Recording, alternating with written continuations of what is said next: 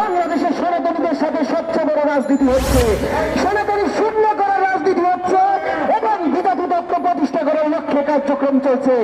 সংগ্রামী বন্ধুগণ, আপনারা জানেন যে ৯৯ সালে নোয়াখালী, ভোলা, বরিশাল সহ অনেক সনাতনীরা এই বাংলাদেশ থেকে চলে যেতে বাধ্য হয়েছে।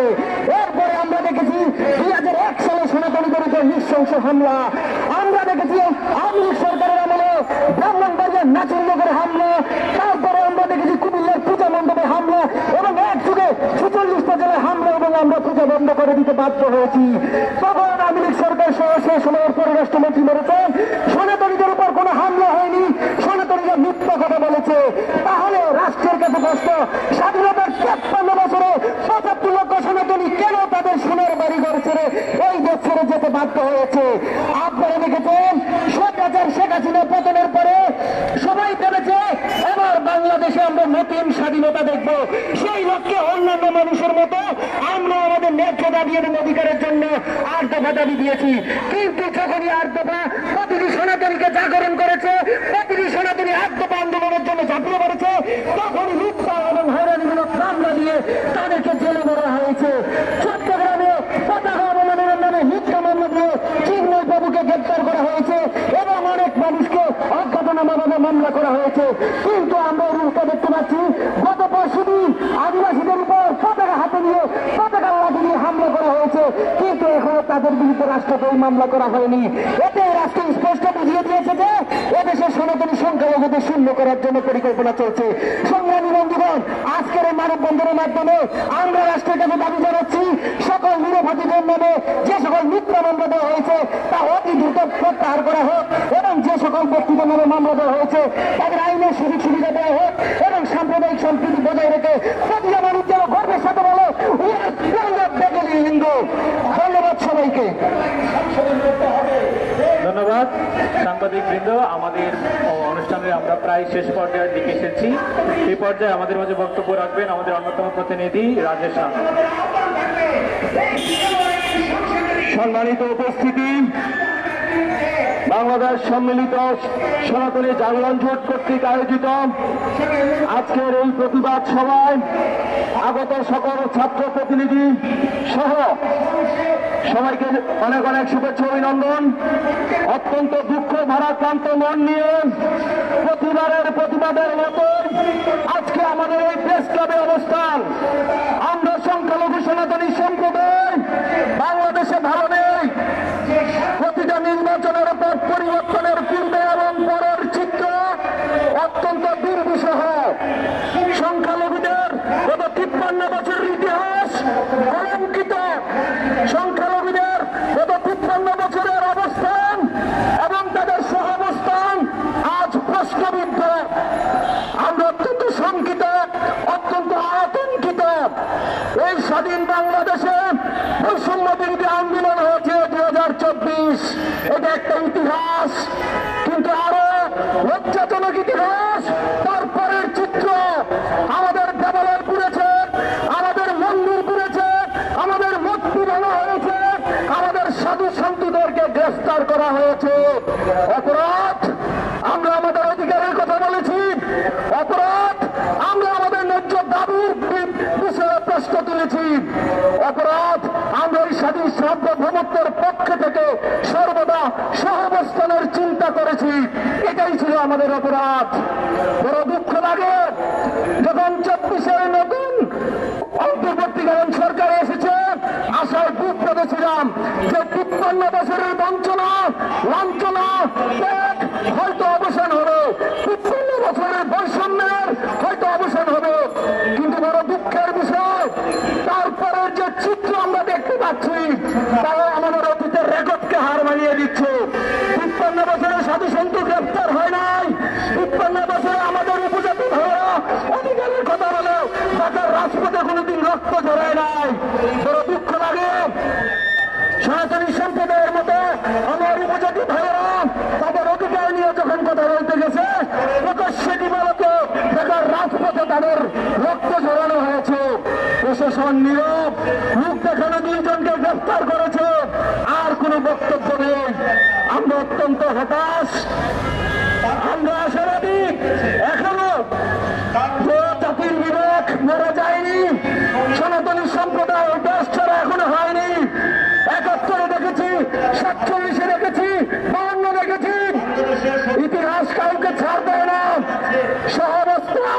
হিন্দু বৌদ্ধ মুসলিম খ্রিস্টান তাদের কাঁধ মিলিয়ে মুক্তিযুদ্ধ করেছে। 71 জয়ী হয়েছে, 47 জয়ী হয়েছে, 52 জয়ী হয়েছে, 24 পট পরিবর্তন হয়েছে। আপনারা যদি মনে করেন যে দেশকে ইজারা নিয়ে নিয়েছেন তাহলে আবার ভুল করবেন। ইতিহাস ফিরে আসে, কখনো কেউ বসে কোনোদিন স্বৈরাচারী মনোভাব নিয়ে টিকে থাকতে পারে না।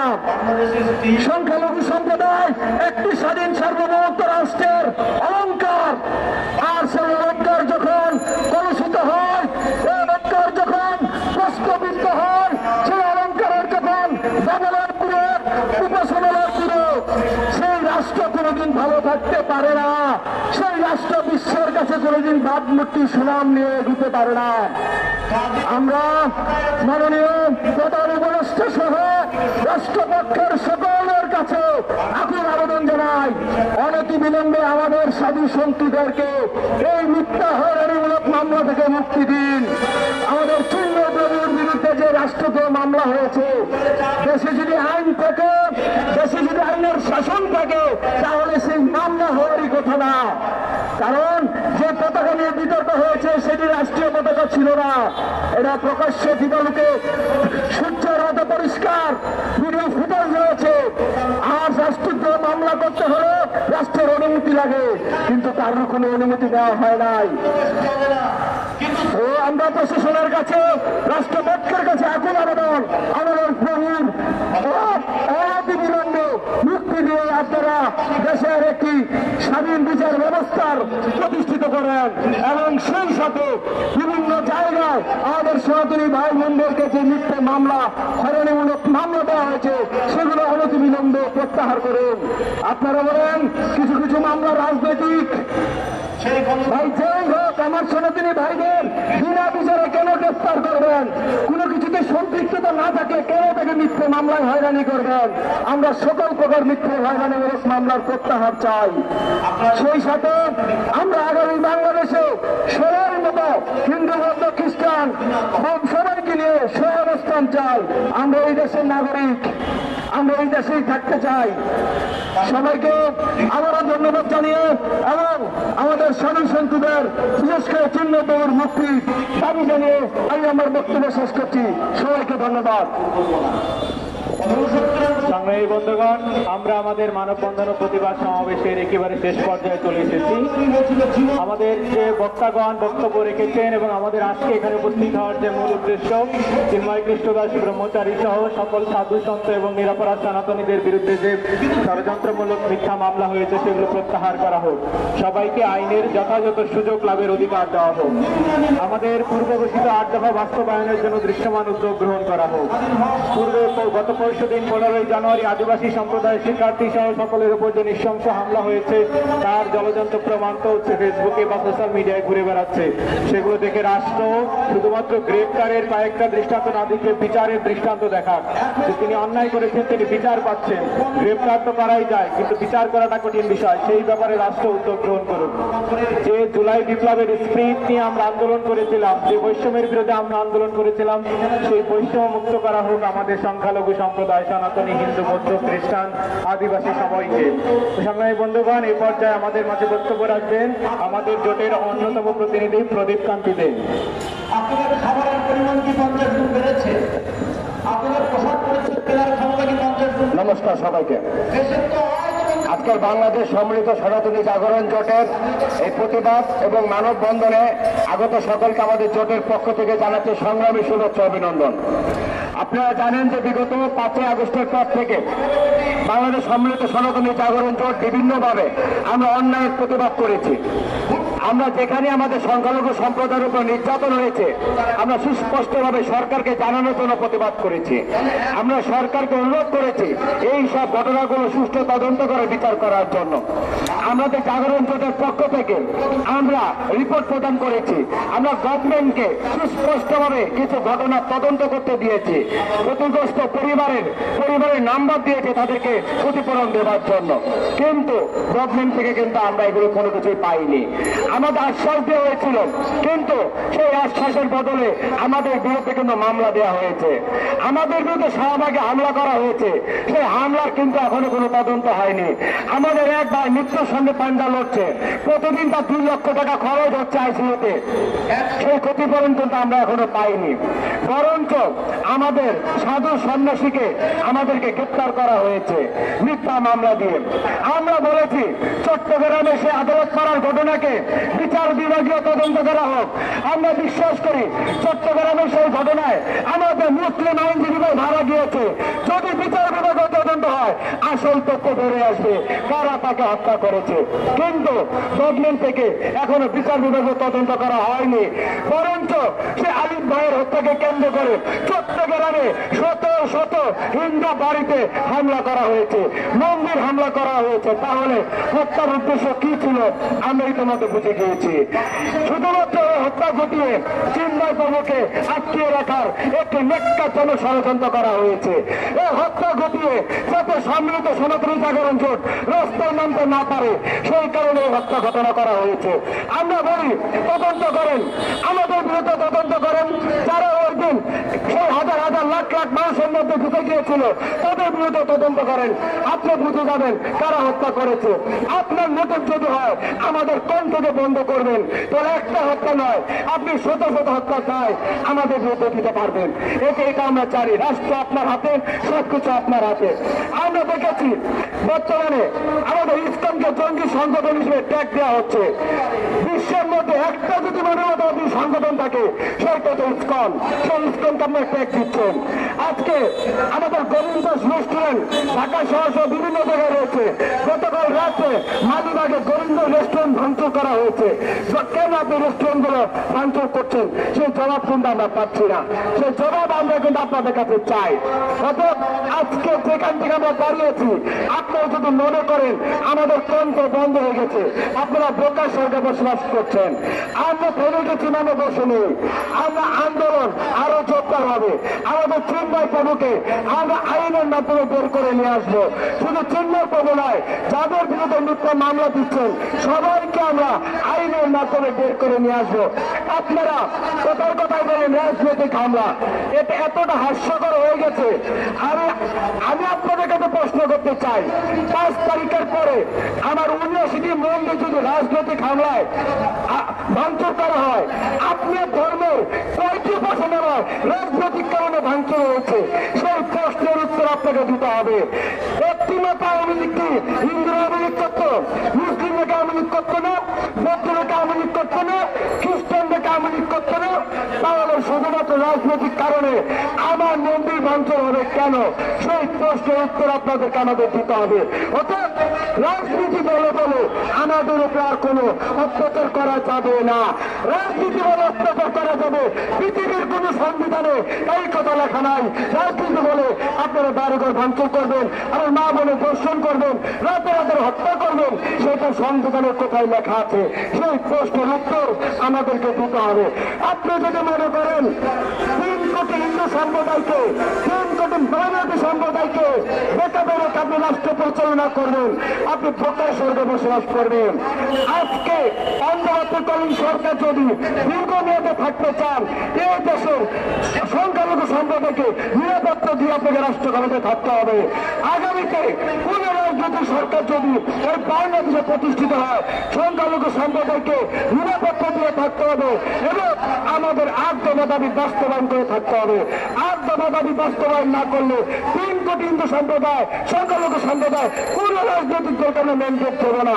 মাথায় রাখতে হবে 17% ভোটার আমরা, এই 17% ভোটার যদি আমরা আলাদা নির্বাচন করি, আমরা কিন্তু এই দেশে বিরোধী দল হয়ে যাওয়ার ক্ষমতা কিন্তু রাখি। অতএব মাথায় রাখবেন, আমাদেরকে চটাবেন না, আমাদেরকে রাগাবেন না। আমরা এই দেশে শান্তিপূর্ণ মানুষ, শান্তিপূর্ণভাবে থাকতে চাই। কোন রাজনৈতিক লোক আমাদের নাই। সর্বশেষ আদিবাসী ভাইদের উপর যে হামলা করা হয়েছে আমরা তো তীব্র নিন্দা জানাই। পাহাড়কে লাগাবেন না। পাহাড় যদি জ্বালিয়ে দেন, পাহাড় যদি লাগিয়ে দেন, তাহলে কিন্তু বাংলাদেশের ভূখণ্ড নিয়ে সমস্যা পড়ে যাবে।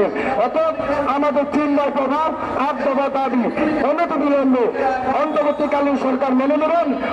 সম্মিলিত সনাতনী জাগরণ জোটের সাথে সাথে উন্নত আলোচনায় বসবেন, আমরা বারবার সেই প্রত্যাশা ব্যক্ত করছি। ধন্যবাদ সকলকে। ব্যবস্থাবান তাদের জীবনের নিরাপত্তা নিশ্চিত করবার সংগ্রামী বন্ধুগণ, আমরা আমাদের আজকের মানববন্ধন তথা প্রতিবাদ সমাবেশের একদম শেষ পর্যায়ে চলে এসেছি। এ পর্যায়ে আমাদের উক্ত সমাবেশে যিনি সভাপতিত্ব করছেন আমাদের জোটের অন্যতম প্রতিনিধি বক্তব্য রাখবেন। তার পূর্বে আমি প্রতিজ্ঞাত অননবীর বক্তব্যের সাথে তাল মিলিয়ে বলে যেতে চাই যে গত 15ই জানুয়ারি যে শ্রেষ্ঠ আদিবাসী প্রতিনিধি তার উপর যে হামলা হলো, আমাদের আইনজীবী অ্যাডভোকেট রমেন রায়ের উপর যে হামলা হলো, তাদের চিকিৎসার ব্যয়ভার রাষ্ট্র বহন করুক। রাষ্ট্র পরিচয় দেখ যে তারা সহমর্মিতা জ্ঞাপন করছে আমাদের প্রতি। শুধুমাত্র মুখে মুখে না বলুক যে আমরা আছি, আমরা প্রতিশ্রুতি দিচ্ছি। আমরা শুধু প্রতিশ্রুতির বেড়াজালে আর আবদ্ধ থাকতে চাই না, আমরা দৃশ্যমান বাস্তবায়ন দেখতে চাই সবকিছু।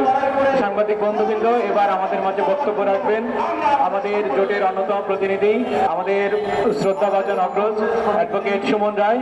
উনি সমাপনী বক্তব্যের মাধ্যমে আমাদের পরবর্তী কর্মসূচি এবং পরবর্তী আন্দোলনের বিষয়ে উনি এই দিক নির্দেশনা প্রদান করবেন।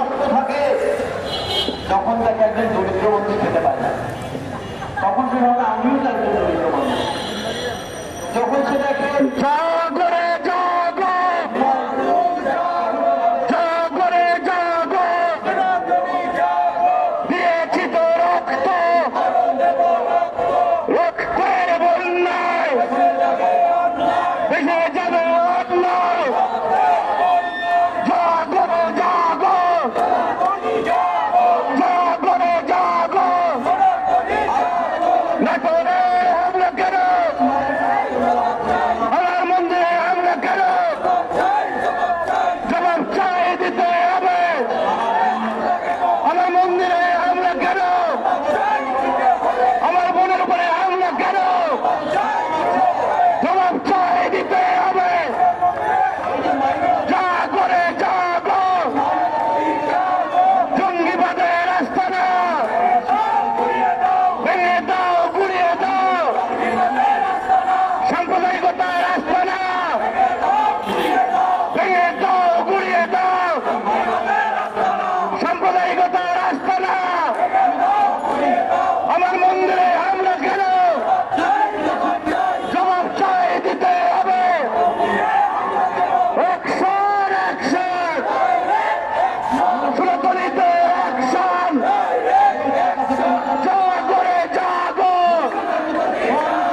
দিয়েছি তো রক্ত, রক্তের বন্যায় ভেসে যাবে অন্যায়। রক্তের বন্যায় ভেসে যাবে অন্যায়। দিয়েছি তো রক্ত, জাগরে জাগো। আজকে পেটে সংগ্রামে ইসলাতরে ভাইরা, দাঁড়িয়েছে বলে এর আমার দেশের চা গাছের পাতা, ওই পাতা থেকে অসাম্প্রদায়িক চেতনায় বিশ্বাসী সহ সেই চা পাতা সকল নাগরিক বৃন্দ, চা বানিয়ে তার নির্যাস যখন তৈরি করে, আপনি জানেন বিখ্যাত গান আছে, চা বাগানের লাল শ্রমিক, চা পাতা সেখানে যে রক্ত দিয়ে কিনেছি বাংলা, সেখানে প্যাকেজিং করা হয় আজকে রক্ত দিয়ে শ্রমিক এবং তার লক্ষ রক্তের বিনিময়ে মানুষের হাত স্বাধীন বাংলাদেশ আমার পূর্বপুরুষরা ওই পাখানার বাইরে বছর আলবদর আলসামকে সময়ের মধ্যে পরাজিত করে আজকে স্বাধীন বাংলাদেশ প্রতিষ্ঠিত হয়েছে বন্ধুরা আমার। প্রমাণ কিন্তু এই স্বাধীন বাংলাদেশে একমাত্র সনাতনী সম্প্রদায় বারবার নির্যাতনের শিকার হয়েছে। 2001 সালে আপনারা জানেন সনাতনী সম্প্রদায়ের উপরে অত্যাচার নির্যাতন চালানো হয়েছে। দীর্ঘ 15 বছর আওয়ামী লীগ সরকারের আমলে এই সনাতনী সম্প্রদায় সব থেকে বেশি নির্যাতনের শিকার হয়েছে বন্ধুরা আমার। আমরা আশা করেছিলাম এই অন্তর্বর্তী সরকার ক্ষমতায় আসার পরে বাংলাদেশে একটি অসাম্প্রদায়িক সরকার প্রতিষ্ঠিত হবে, বৈষম্য মুক্ত উন্নত সমৃদ্ধ বাংলাদেশ প্রতিষ্ঠিত হবে। কিন্তু আমরা দেখতে পেলাম এই ডক্টর ইউনূসের আমলে শান্তিতে দেবেন বিজয়ী, তার আমলে বাংলাদেশ সব থেকে অশান্তির রোশনালে পড়ছে। আমরা বন্ধুরা আমার, আজকে সংখ্যালঘু সম্প্রদায় ভালো নাই, দেশের মানুষ ভালো নাই, আদিবাসীরা ভালো নাই, দ্রব্যমূল্যের উদ্যোগতে আজকে সারা বাংলাদেশে অশান্তির ছায়াবরণ। আমরা মনে করেছিলাম এই সরকার অসাম্প্রদায়িক বাংলাদেশের মাধ্যমে সকল মানুষের নিরাপত্তা দেবে, কিন্তু এই সরকার সকল মানুষের নিরাপত্তা দিতে ব্যর্থ হয়েছে। বন্ধুরা আমার, আজকে সনাতনী সম্প্রদায়ের উপরে 5 আগস্টের পরে যে অত্যাচার নির্যাতন হয়েছে, সেই নির্যাতনকে এই সরকার অস্বীকার করেছে। পরবর্তীতে তারা স্বীকার করতে বাধ্য হয়েছে যে 1014শো বেশি বাংলাদেশের সংখ্যালঘু সম্প্রদায়ের উপরে অত্যাচার নির্যাতন হয়েছে, কিন্তু সেই নির্যাতনকে তারা আবার রাজনৈতিক করার চেষ্টা করেছে। বন্ধুরা আমার, আমরা আপনাদের এই ধ্রুব সন্ধি বুঝি, আপনারা বর্তমান রাষ্ট্রকে পাকিস্তানি ভাবধারায় প্রতিষ্ঠিত করতে চান, সাম্প্রদায়িক রাষ্ট্রে প্রতিষ্ঠিত করতে চান। এদেশের সনাতনী সম্প্রদায় সব মুক্তিযুদ্ধে বিশ্বাসী অসাম্প্রদায়িক সকল বন্ধুরা এখনো সজাগ আছে। তারা সম্মিলিতভাবে ঐক্যবদ্ধভাবে আমরা এই বাংলাদেশকে সাম্প্রদায়িক এবং জঙ্গিবাদের দিকে ধাবিত হতে দিতে পারি না। বন্ধুরা আমার, আজকে আগামী দিনের রাষ্ট্র হবে কল্যাণ রাষ্ট্র। সেই রাষ্ট্রে সনাতনী সম্প্রদায় সহ হিন্দু, মুসলিম, বৌদ্ধ, খ্রিস্টান কাঁধে কাঁধে কাঁধ মিলে একত্রে বসবাস করবে। কিন্তু আমরা দেখতে পাচ্ছি অল্প কিছু হলেই এদেশে সাম্প্রদায়িক ভাবে উস্কানি দিয়ে সনাতনী সম্প্রদায়ের উপরে অত্যাচার নির্যাতনের ইস্তেমার রুয়াল চালানো হচ্ছে। বন্ধুরা আমার, আজকে আপনারা দেখেছেন যখনই সনাতনী সম্প্রদায় ঐক্যবদ্ধভাবে শান্তিপূর্ণ আন্দোলন করেছে, বিভিন্ন জায়গায় মিথ্যা মামলা দিয়ে এই সনাতনী সম্প্রদায়ের উপরে সেই আওয়ামী লীগের আমলের মতো এই সরকার আবার অত্যাচার নির্যাতন চালাচ্ছে। বন্ধুরা আমার, আমরা এটা তীব্র নিন্দা জানাতে চাই এবং সেই সাথে বিভিন্ন জেলায় যে মিথ্যা মামলা হয়েছে সেই মিথ্যা মামলাগুলো প্রত্যাহার করতে হবে। অনতিবিলম্বে আমাদের চিন্ময় কৃষ্ণদাস ব্রহ্মচারীকে মুক্তি দিতে হবে। আমাদের যে আইনি লড়াই সহ মাঠের লড়াই বন্ধুরা আমাদের চলবে। আজ বিভিন্ন সময় আপনারা দেখেছেন সনাতনী সম্প্রদায়কে রাজনৈতিক বলের পাঠা হিসেবে ব্যবহার করা হয়েছে, ভোট ব্যাংক হিসেবে ব্যবহার করা হয়েছে। আগামী দিনে সনাতনী সম্প্রদায় আর কারোর রাজনৈতিক বলের পাঠা হবে না, আর কারোর ভোট ব্যাংক হিসেবে ব্যবহার হবে না। আমাদের যে আন্দোলন, এই শান্তিপূর্ণ আন্দোলন চলবে যতদিন পর্যন্ত আত্মবা দাবি আদায় না হবে। আমাদের যুব সমাজ থেকে শুরু করে সনাতনী সম্প্রদায় এই আত্মবা দাবি আদায় না পর্যন্ত রাজপথে থাকবে এবং এই দাবি আদায়ের জন্য যে কোনো ত্যাগ স্বীকারে এই যুব সমাজ এবং সনাতনী সম্প্রদায় ঐক্যবদ্ধ আছে এবং তারা সজাগ আছে। আজকের এই সমাবেশ থেকে অনতিবিলম্বে সকল মিথ্যা মামলা সব আত্মবা দাবি মানিয়ে নিয়ে চিন্ময় কৃষ্ণদাস ব্রহ্মচারী সহ সকলের বিরুদ্ধে মিথ্যা মামলা এবং তাদেরকে মুক্তি দিতে হবে। না হলে আমাদের এই আন্দোলন আগামী দিনে আবারও গণ আন্দোলনের রূপ নেবে। বন্ধুরা আমার, আমরা শান্ত আছি বলে ভুলে যাবেন না যে আমরা আন্দোলন করতে ভুলে গেছি। আমরা সনাতনী সম্প্রদায় শান্তিতে বিশ্বাস করি, অহিংস নীতিতে বিশ্বাস করি, কিন্তু যদি দেওয়ালে পিঠ থেকে যায়, প্রয়োজনে যদি সনাতনী সম্প্রদায় আরেকবার যুদ্ধ করতে হয় এই অসাম্প্রদায়িক চেতনা এবং মুক্তিযুদ্ধে সহ এই সাম্প্রদায়িক যারা শক্তি আছে তাদেরকে হাঁটানোর জন্য প্রয়োজনে কাঁধে কাঁধ মিলে সবাই সেই যুদ্ধের জন্য প্রস্তুত থাকবে। তো সবাইকে ধন্যবাদ জানিয়ে আজকের যারা আয়োজক সবাইকে ধন্যবাদ জানাচ্ছি, সাংবাদিক বন্ধুদেরকে ধন্যবাদ জানাচ্ছি, সেই সাথে আজকে মিডিয়া সহ প্রশাসনের সবাইকে ধন্যবাদ জানিয়ে আজকের এই মানববন্ধন আমরা এখানে শেষ করছি। তার আগে আমরা একটা মিছিল আকারে আমরা ওই কদম ফোয়ারায় গিয়ে শেষ করব। সেই পর্যন্ত আমাদের সাথে থাকার জন্য সবাইকে অনুরোধ জানাচ্ছি।